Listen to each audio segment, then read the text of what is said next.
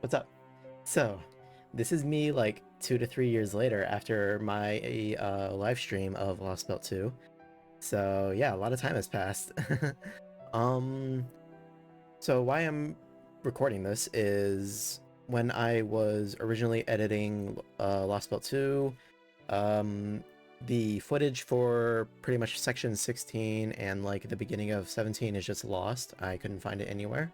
So yeah, what I'm doing now is I'll reread section 16 and like I think 17.1 and 2, but there won't be any battles because I'm having to reread them. And yeah, sorry it's taken so long. The main reason being is life, school, and then I also hate editing. But even though like all I'm doing when it comes to editing is cutting out like clips that shouldn't be in the, video, it's just, I hate it. It's not fun. It's tedious. Anyways, also what I'll probably be doing going forward when it comes to editing is any like unnecessary battles that have like, a wave or 3 waves with random mobs, that usually end up with 3-turn farming. I'll just cut those out of the video because, there's no point, I'll just keep, the story and the important battles in the video. But yeah, anyways, other than that, section 16, here we go, Beyond the Gaze. I read Lostbelt 7 in a long time, so...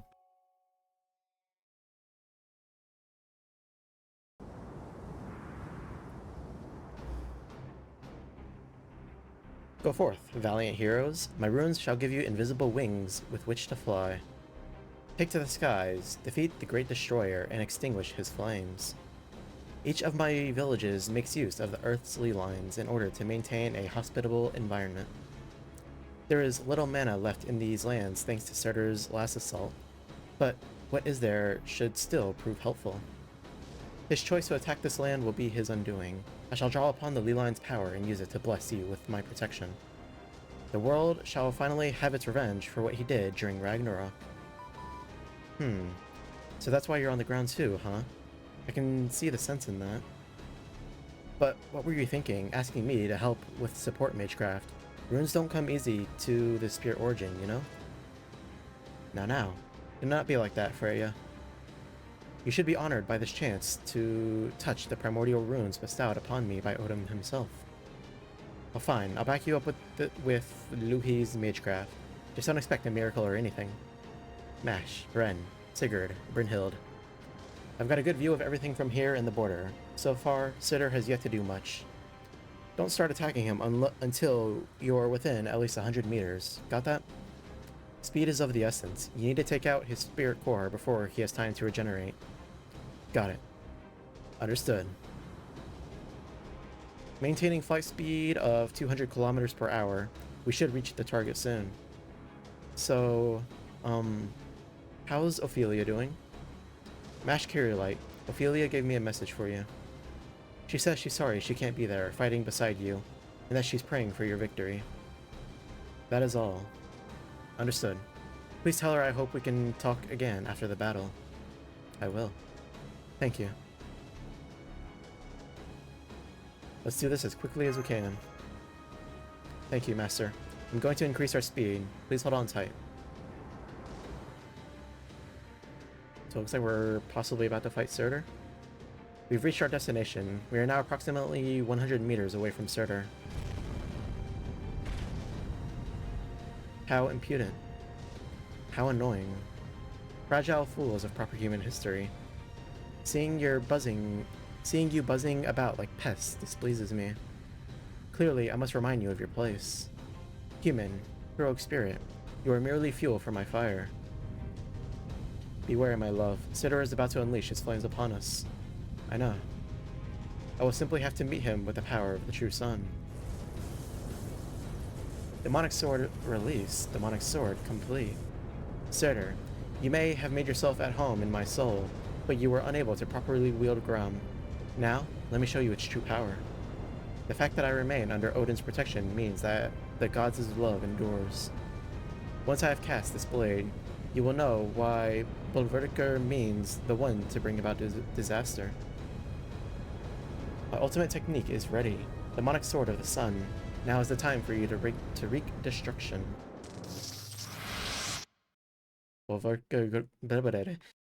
Hidden Peak.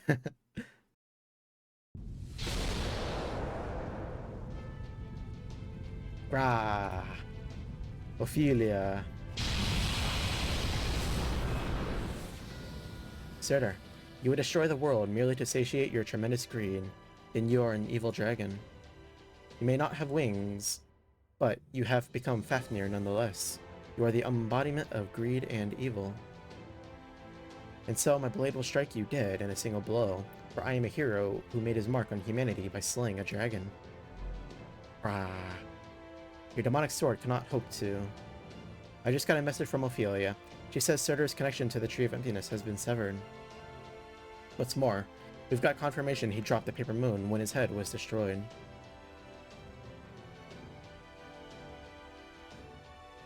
Now's our chance to retrieve it. Hurry, we won't get another. I trust you can hear me, proud warriors. Do not give Surtur time to regenerate. I expect we have no more than 2 minutes before he begins rebuilding his form at an alarming pace. So, this regeneration occurs automatically in response to his spirit core being threatened. I see. Skahafskadi certainly does know him well. Very well. You heard Her Majesty. Hit him with everything you've got. Got it. It shall be done. It's all up to you now, Miss Kyrielite, Mr. Wren. Ortonax maximum output.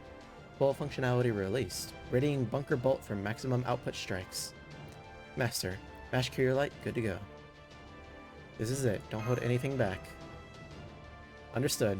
Initiating combat. So I guess we go fight here. How? How could I? Ophelia. Ophelia. Grah. Am I truly going to die by human hands? How can mere humans kill fire? Who? Who dares attempt to extinguish my flames? It's you. You're the key, Master of Chaldea. Then, if I must fall, I shall take you with me. No, you will not. Grah! No. You may have cut off my arm, but it's too late. I've already inscribed a death rune upon him. Senpai. Die, Master of Chaldea. Close your eyes and use a command spell. As a mystic from the Age of Gods, the Death Rune's effects are absolute. Death will come well before you can even draw upon your magical energy. Strength will immediately fade from your body. And then, a fall. But you will not collide with the ground. No, your body will catch fire and burn to ash. By the time you reach the ground, there will be nothing left of you. That mash girl will cry out your name, her shield falling from her grasp in shock, but you will already be gone. That white beast, foe, will yelp from his spot on the ground, and then it will all be over.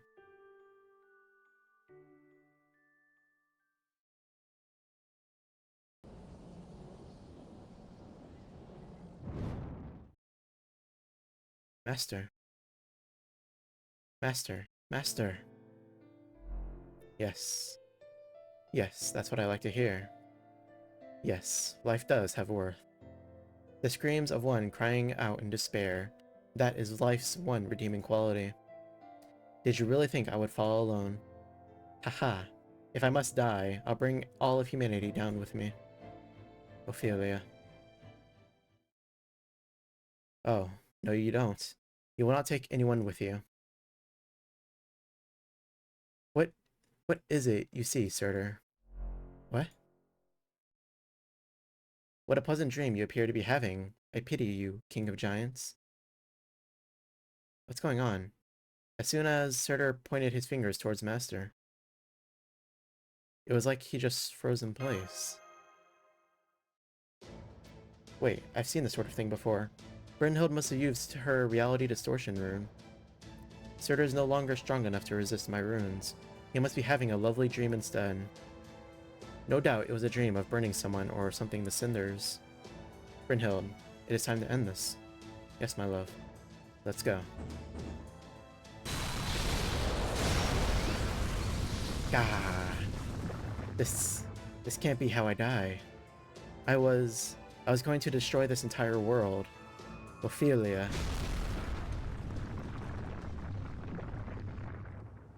His death cries ring out. The fiery king of giants crumbles away under the many watchful eyes. One set belongs to the shield-bearing girl, another to the boy with black hair. Yet another belongs to the dragon slayer with the demonic sword, another still to the eldest Valkyrie. There they watch in silence, floating 500 meters above the ground, the howling wind whipping around them. And then, a few seconds later, the king of giants, along with his flaming sword, are gone. Not a trace remains.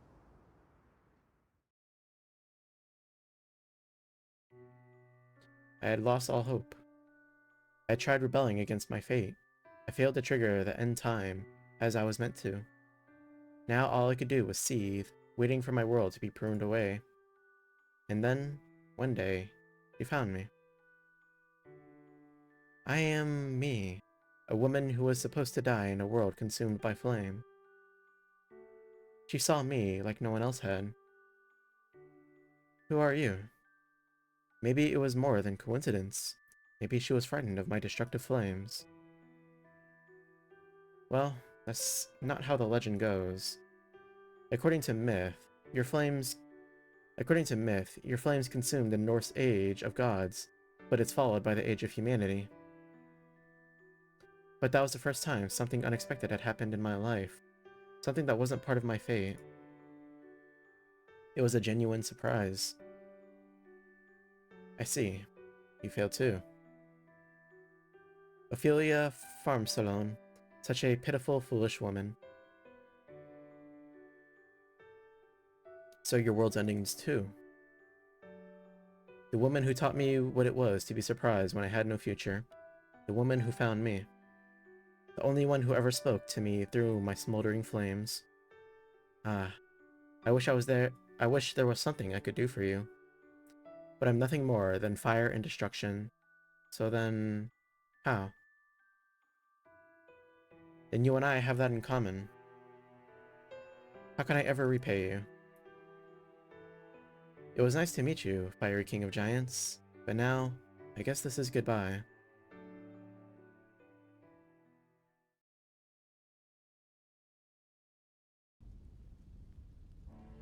The time has come, my love. Indeed. Our magical energy is all but spent. It seems this is as far as we go. Sigurd, Brynhild, you're both burning. Watch them until the very end. We reached deep into Surtur's core during our attack. We knew doing so would burn us to ash. You need not concern yourselves with us. I'm sorry for dragging you into this, Brynhild, my love. Not at all, Sigurd. I only did what I was always meant to do. I am overjoyed. Never could I have imagined an opportunity to wield my spear at your side. I could not ask for anything more. It's like a dream come true. A dream I never dared to let myself even hope for. I am ready to fall to your spear at any time. Should we ever meet again, do not hesitate to kill me. If that is how you express your love, then I shall survive, and prove I love you all the same. Alright. Ren, Mash. This is where I must say goodbye. Thank you for bringing me with you on this wonderful journey. If I should ever see you two again, I hope I'll be able to help you once more. The next time we meet, I hope I'll be able to be of help to you from the start.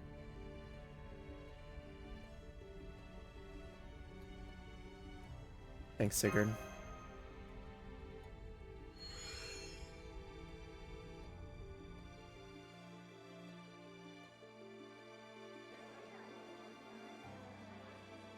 Sister.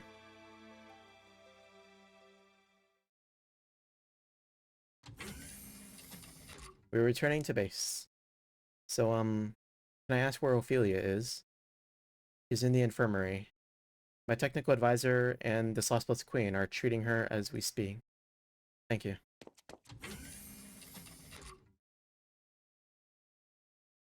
Serious Light. The most powerful ability given to the Cryptors. It is their trump card. But the cost of using it is their life. And there is nothing that can be done to avoid paying that price. It matters not how many salves or medicines are administered, or how effective a mystic code may be at healing. Not even the primordial runes can help. If one makes fall, if if one makes full, unadulterated use of their power, as Brynhild did, it may be possible to gain a reprieve. But even that could buy her no more than a few minutes at best.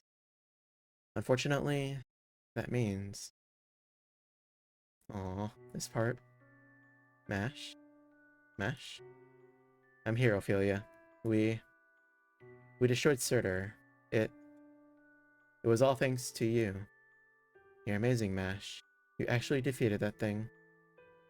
I guess I can't blame Kadok for losing to you anymore. Neither of us ever had a chance.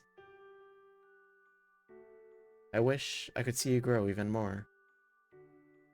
But I can't. I'm sorry, Mash. I can't betray Lord Kachtaria, and I don't want to. That's all. Hey, Mash. You know what? I may not compare to Brynhild and her love for Sigurd, but for me and Lord Kachtaria, I know. I admit I'm not familiar with exactly what it is, but whenever you stare at him, I could sense it was the same sort of romantic feelings I've seen and read so much about. It was. That's strange. I didn't think that's how I felt. I'm a mage through and through. Romance has never even crossed my mind.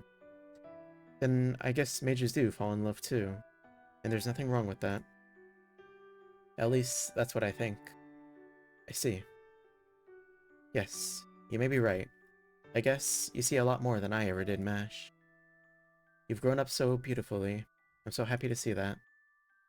Seeing you trapped in Chaldea, looking out the window at the icy wasteland, it was like looking at myself.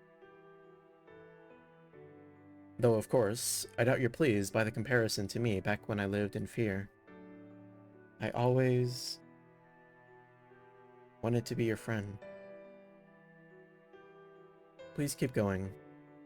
Keep moving forward, Mash Light. Yes, I will, Ophelia. I promise, we won't stop for anything. I'm sure we'll find a way to protect humanity, to survive, and to save the world. Yes. You all just might be able to do that.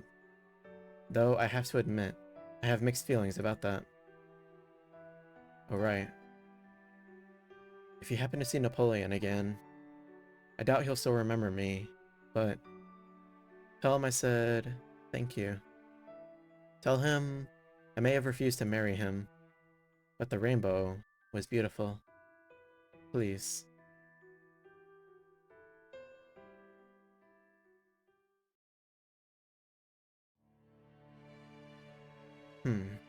Well, this is a fine pickle.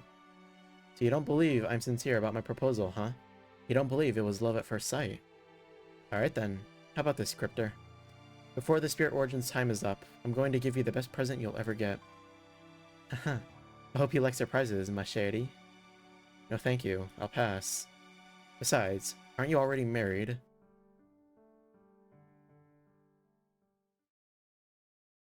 Okay. So, that's the end of section 16. From what I'm seeing here, I left off 17 the first section and 17 the second section, the beginning of it, up until the boss fight with the tree.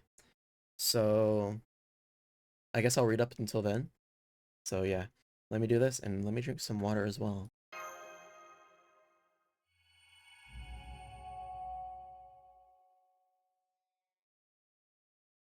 Alright. Go beyond the twilights. And so, the Scandinavian Lost Belt was saved. The shadow boarder drove off into the sunset, and they all lived happily ever after. It would sure be nice if that's how it went, wouldn't it? Nothing is ever so easy, though. Excuse me. You're not from this village, are you? I guess it's nice to meet you? Oh yes, likewise. That's right. I came from outside the big gate. But don't worry, there's no way the giants are getting in here. Oh yes, I know that. You wouldn't happen to be friends with Lady Mash, Mr. Wren, Mr. Napoleon, and that beautiful envoy, would you? If you are, that makes you my friend too. Is that how that works? Then yes, I guess that does make us friends. It's nice of you to say that, but you should step back a bit before you get hurt. Huh? In fact, you should go back inside and tell the others to do the same. Okay. Go on, hurry. Alright, but what about you? I'll be fine. Now go, quickly. Okay. Phew. There we go. Now then, time for a little Magecraft camouflage.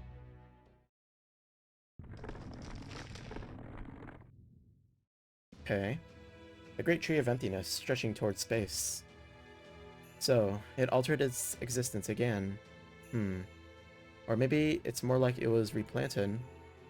I guess Surtur didn't swallow the entire tree. Looks like he left most of its roots in the ground. And then, since the trunk wasn't completely cut down either. Correct. That tree of emptiness must have connected its roots via a spatial distortion within Surtur's body. How bizarre. Even I would struggle to accomplish such a thing. Yet for this massive tree, it is but one more means to ensure its survival.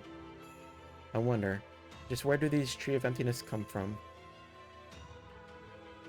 Have you not thought the same, Chaldeans of proper human history? We have. There's still so much we don't know about them. But I guess that's true for you too, Skahaskari. You grew it despite not even knowing what it really was. Also, you could cover a world without humanity. What of it? I will do whatever I must to protect my world. That should be abundantly clear by now. The same is true of you as well, Chaldeans of proper human history. Myself.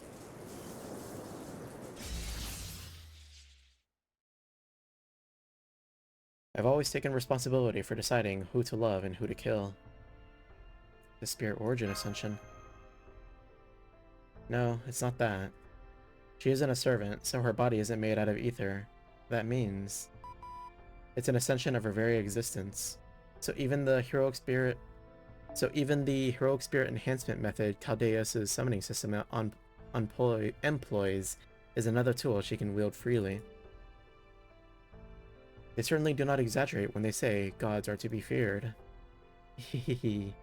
Feared, you say?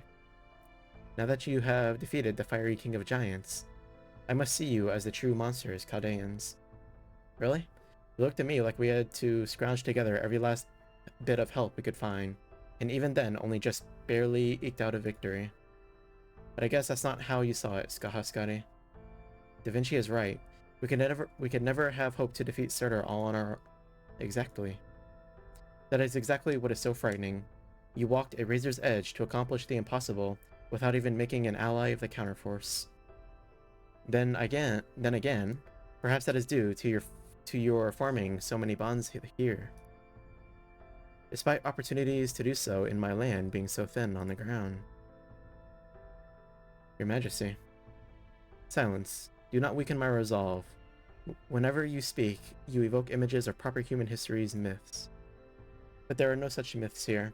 I have no such storied past. This is the only world where my Scandinavia exists. I am sure you cannot think of it as home. If you were to take up residence here, then I could continue to love you as your god, your queen, and your mother. But that can never be. You will no doubt continue your journey. You always have, and you always will. You will destroy these Lostbelts in order to restore your own world. So, say no more. It would make no difference.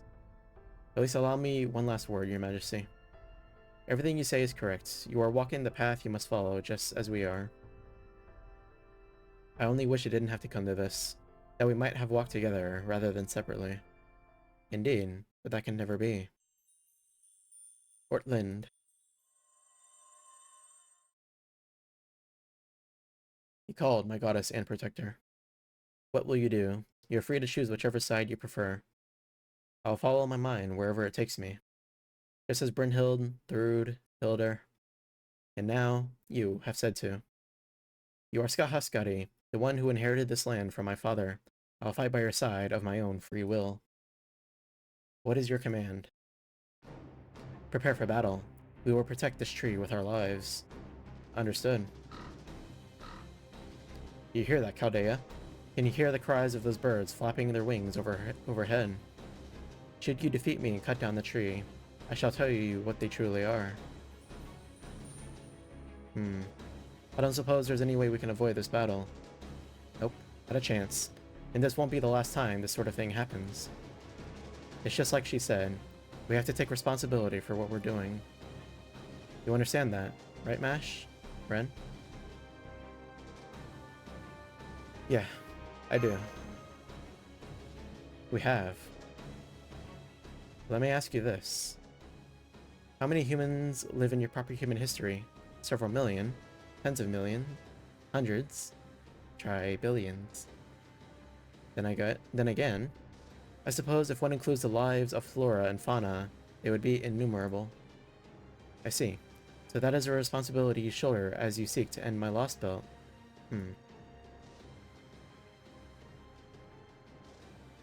Very well.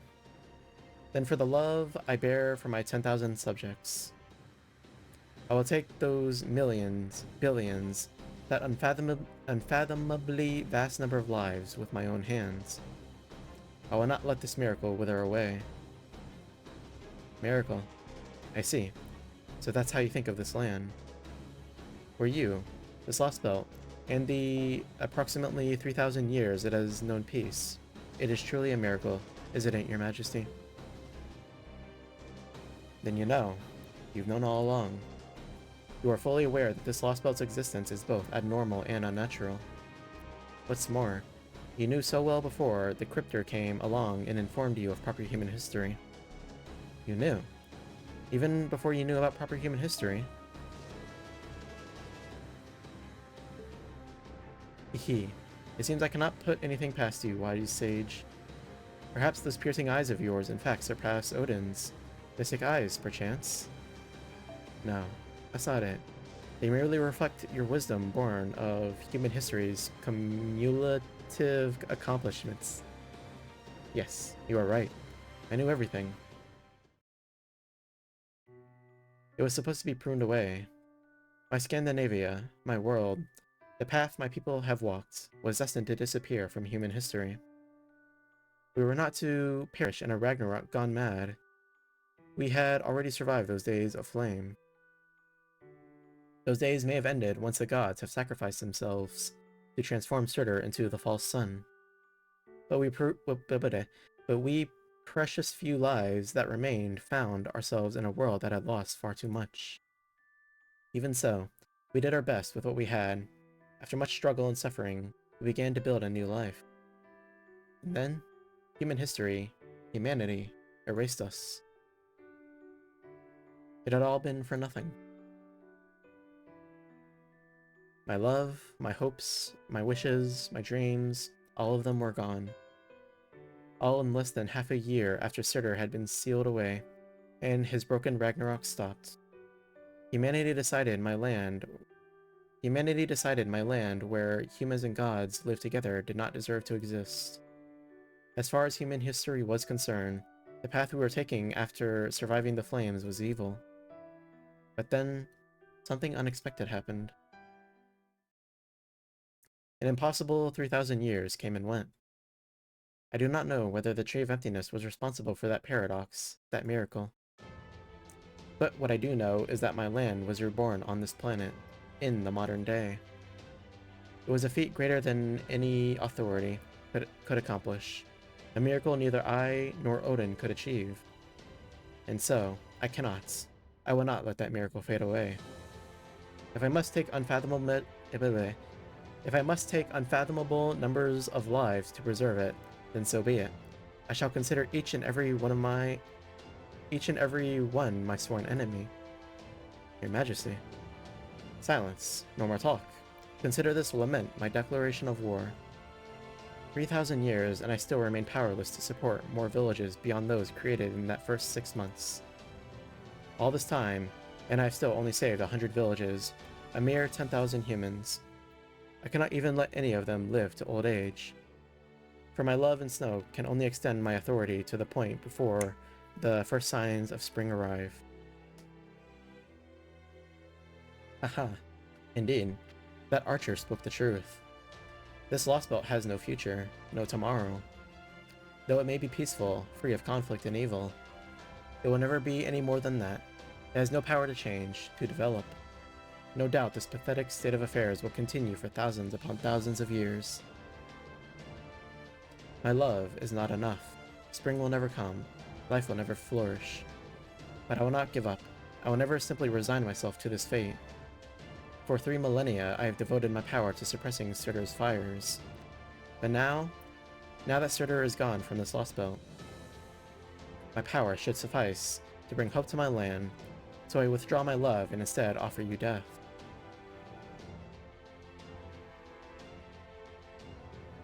Bofo, if you would save your humanity, then kill me.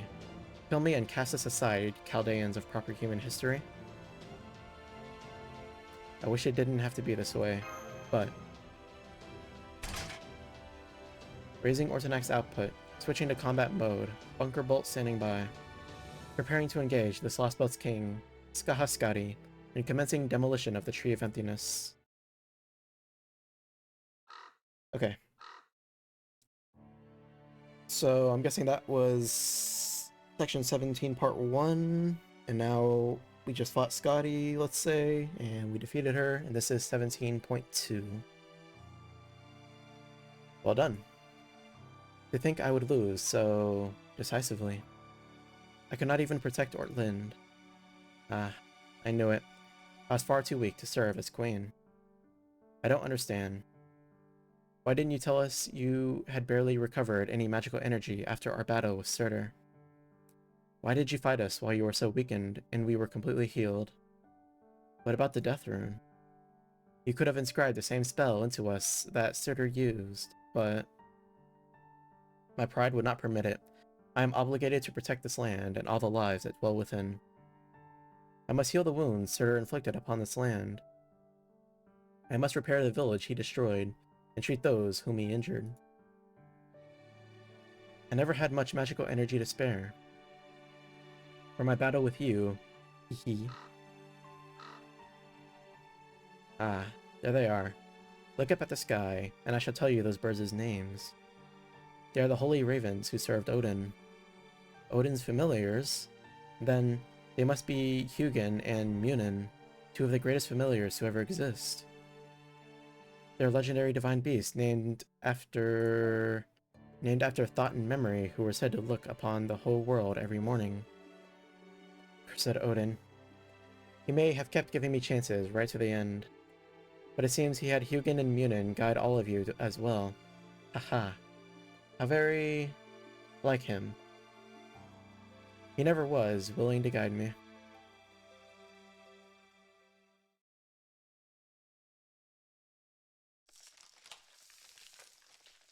Okay. So I don't know if that was section 2 or not, or maybe the end of section 1. The Tree of Emptiness began to collapse. Let me keep reading for now, because I'm not sure where we're at. The Tree of Emptiness began to collapse. Ordinarily, it would not have fallen so easily. In fact, it should have been impossible to destroy without the help of a particular external factor. At least, that was the Queen's understanding. And yet, here it was, falling apart, vanishing into the very air. Perhaps it had grown brittle by virtue of Surtur having assimilated it. Whatever the reason may be, the Tree of Emptiness was disappearing. Soon, this Lostbelt would cease to be, even if no one would be present to see it happen. Most of the Queen's spells hiding the tree were still in effect. No human would see its destruction. But they would hear a tremendous sound split the air. They would feel a sudden tremor shaking all of Scandinavia.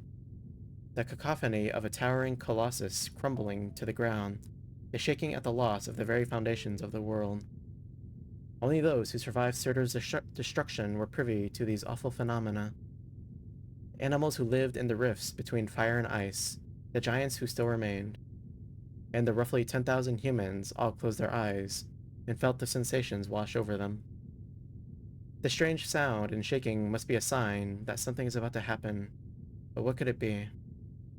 Allow me to offer you one last gift, Chaldeans. I shall tell you the name of the tree of emptiness that was meant to take root in my Lostbelt. It is called Sombrero. As one who lived through the Age of Gods, that name means nothing to me, but perhaps it will mean something to you, stargazers of proper human history. Now go, Chaldeans, as you have defeated us.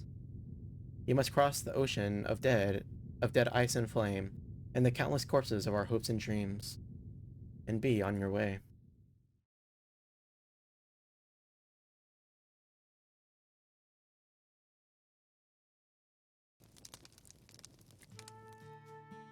Okay, I think this is the final section of section 17, so I'll just go ahead and read it. Okay, so I'm not too sure what's going on, but I think we'll all do just what we're told. You see, this morning, an envoy gave us a message from the goddess. She said we should all go back to our homes and go to sleep, even though it's not nighttime. And once we do, we'll never wake up again. She said not to be afraid, it's just what we have to do to fix all the damage that huge giant caused. And if the goddess said so, it must be true. Still, when I think about Lady Mash and Mr. Wren and Mr. Napoleon, and the beautiful envoy and Mr. Chubb and Foe, and how, well, once I fall asleep, I'll never get to see them again, right? Thinking about that makes me, I don't know. It's so strange. I don't know what to call it. It's like there's something squeezing my heart, and it makes me want to cry. Isn't that weird? I'm not even hurt anywhere.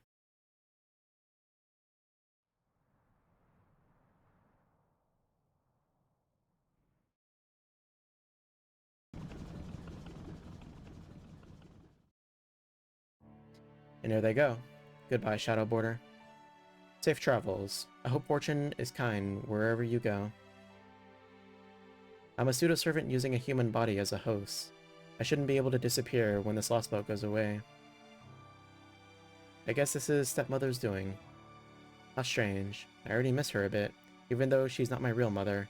Maybe Freya's influence. Then again, she wasn't a bad person. I wish I could have talked with her a little more. Perhaps that's why I miss her. Yeah, that must be it.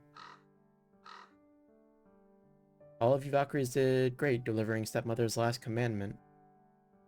Thanks for all your help. I know your master is gone, but I hope you can rest easy, you know. See you later.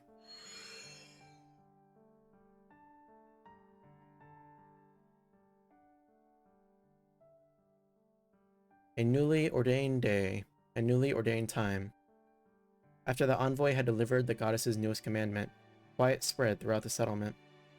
Nobody was to go outside. Everyone was to stay in their homes and beds. They were told not to even open their windows. Make your bedrooms as dark as possible, close your eyes, and go to sleep. It was the strangest commandment anyone had ever heard. But most people went along with it, since it was the word of the goddess. In fact, here in Village 23, there was only one person not sleeping peacefully inside her home. She wondered what might have happened to her for not obeying the commandment. Would she be cast outside the village, squished by giants? She certainly didn't want that. Still, she couldn't help it. She wasn't able to fall asleep, and she couldn't shake the strange and growing sense of foreboding from her thoughts. So, she decided to go outside. Her heart started to pound with trepidation. What if? What if she'd get to see her new friends again? With high hopes, the girl opened her door and stepped outside. Huh? There was no one there. Her new friends, who had survived the wilds outside the village and even battled envoys, were not present. There was no one, anywhere. She was crestfallen. As she thought back to her new friends, she remembered their animal companion. That cute, fluffy creature that used to hop around everywhere it went. Was it a dog? A horse? It wasn't much, but thinking about it helped cheer her up. So she decided to try copying it, to hop around the way it used to. And... hop! She jumped lightly towards the sky, that same moment. A gust of wind blew through the village, warm and gentle as a spring breeze. It may have been the same wind blowing across the world's bleached landscape, or may have been a wind that used to travel throughout proper human history. And then, the girl was gone.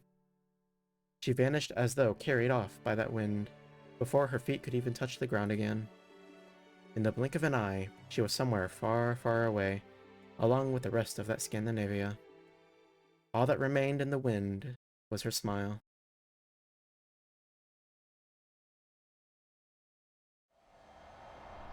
And there we have it. Cosmos Denial.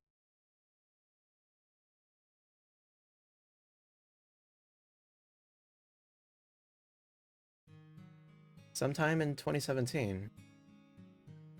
I just wanted to introduce myself again. Your name's Mash Curiolite, right? Sorry to just barge in on you like this, but we never really got a chance to talk during the meeting. That's alright. It's nice to meet you. You too. My name's Ophelia Farmsalon.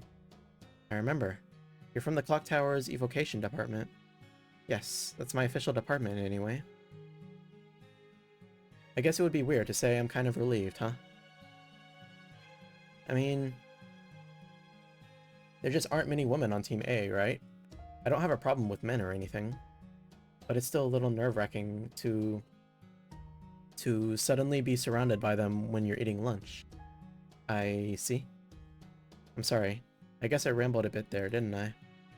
Would you like to eat with us? Oh, and by us, I mean me and Pepe. Sure. If you don't mind my being there, I'd love to join you.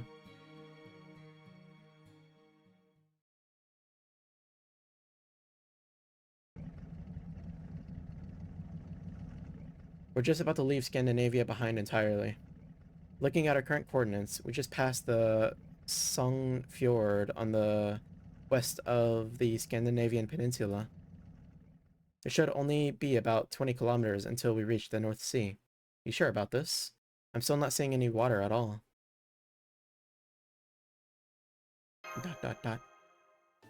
Gah! Why have all gotta be such downers? I've seen more cheer at a funeral. Look, I know how you all feel, okay? I'm just as bummed as the rest of you. But that doesn't change the fact that someone's still gotta step up and steer this thing. Oh, come on, Director. Are we going to the North Sea or not? Right. The North Sea. Yes, that will do. Sigh.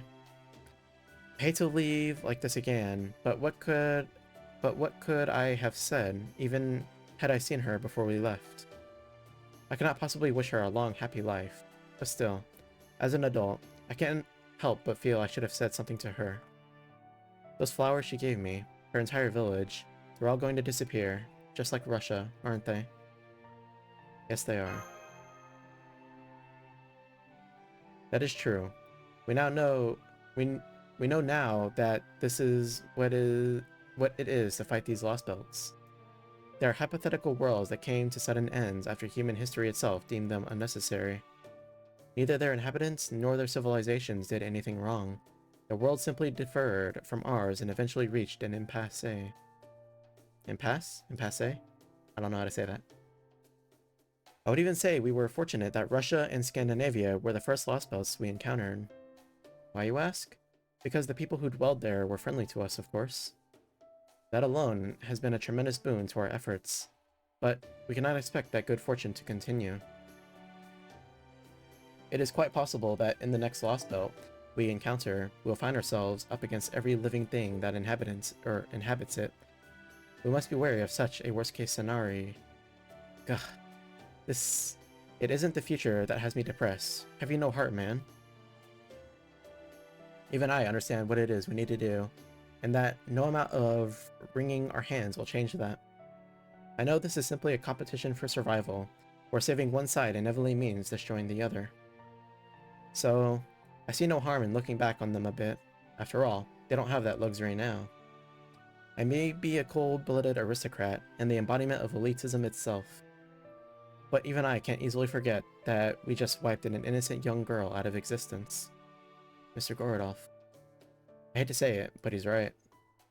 Maybe we just shouldn't get involved with these Lostbelt people at all if it's just going to turn out to be so depressing every time.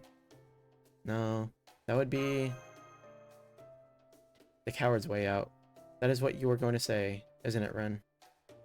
Don't go there, Munir. Just because it's easier to kill someone you don't know just doesn't make it right. That's just avoidance. All you're doing is choosing not to face an unpleasant truth. That's not how war is meant to be fought. You should only fight those you know well. Otherwise, you risk your moral compass losing its center. Of course, everyone has their own way of facing their responsibility. In Ren's case, I'd say he's the type to try to get to know his opponent as well as possible, so that he never forgets them. So, pretending not to see them is actually even harder than facing them directly. Or rather, the price of doing so is your own humanity, huh? Wait, Da Vinci? What are you doing? Don't you need to be operating the border, or preparing a zero sail? Oh, relax. Now that the Tree of Emptiness has been destroyed, the storm wall around this Lostbelt is gone. We won't need to go zero sailing anytime soon. Anyway, last we checked, the Watering Sea should be somewhere in the North Sea, far from the coast. So let's just enjoy this trip until... What's up with the alarm, Meunier? Are you asking me? I don't know. How could you possibly expect me to... What? The hell is this? A spatial fault's 300 meters up ahead. It's showing up as blue on the map. It's the ocean. We're heading straight for the ocean.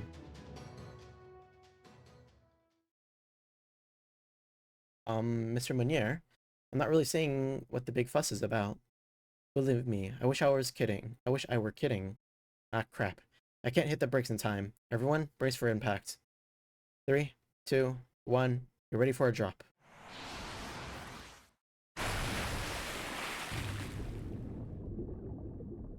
Ow, ow, ow, ow, my aching back. It hasn't hurt this bad since my brakes failed on that hill. What's going on here, Mooney? That felt like at least a 10-meter drop. Director? Not now, boy. Hurry up and sit down before another impact throws us for... the window. Look out the window. Out the window? What are you talking about?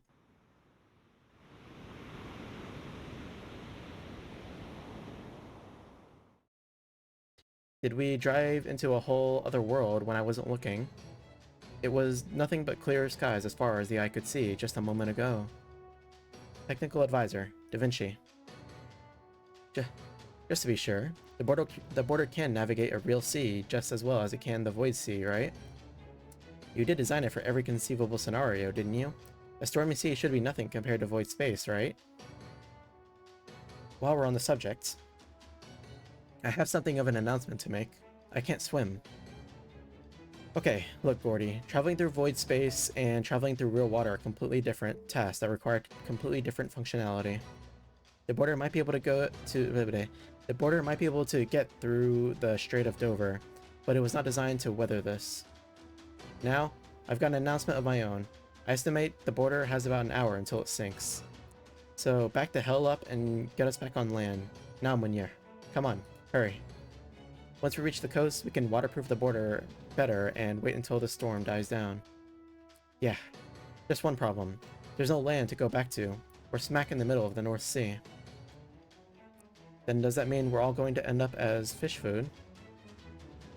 Da Vinci, can we still initiate a zero sail here?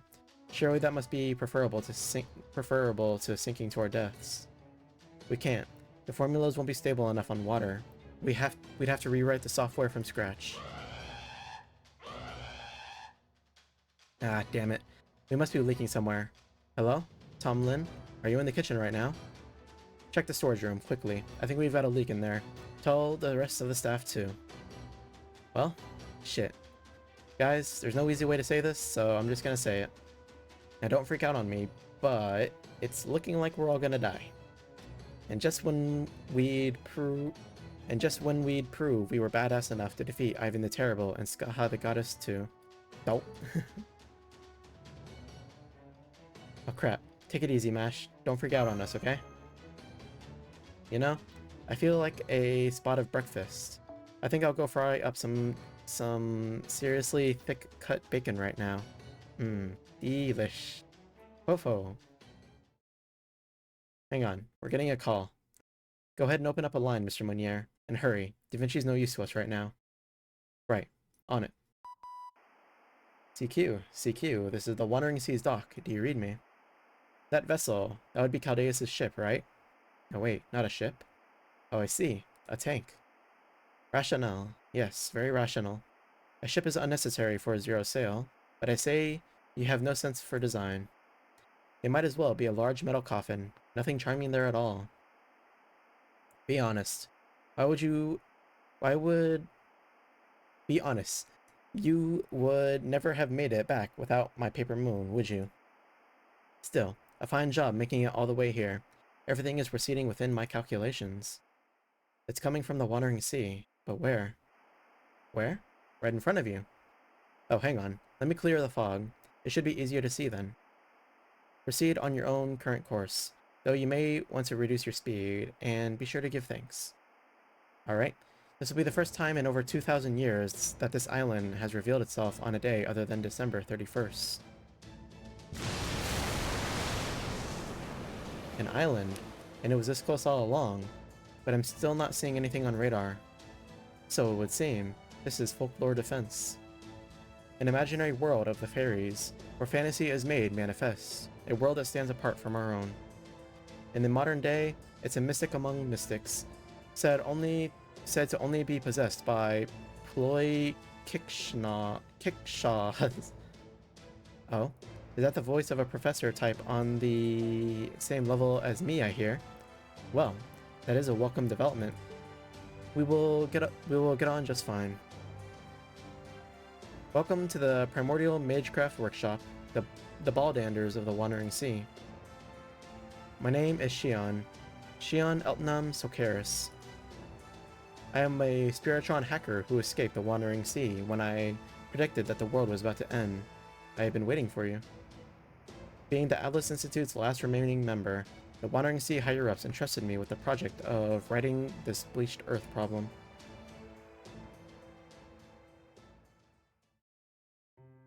Alright, and there we are. I believe there was also a craft essence that came along with it, so I'll go ahead and read that as well. Where would that be? Like, here? Let me see. I don't know if it's a 5-star or 4-star craft essence, so bear with me while I try to find it, and I'll read it to you.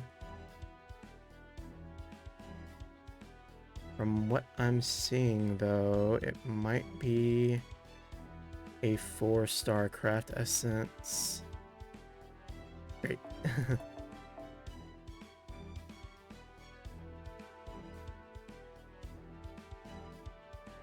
Hand kill 5, 5, 4, 3, 2. Here we are. So this is the craft essence they give. Girl amidst the flowers. I didn't understand what you were talking about, so I don't think this is an appropriate response, but I think it's wonderful to be able to grow old and do anything you want. The idea is so surprising to me, and I can't even imagine something like that at all. This is all so new to me. This is an image of a dream, a world that will never be seen, a world that never will be. Yet you still envision it. The sight of this girl, slightly older than before, surrounded by flowers.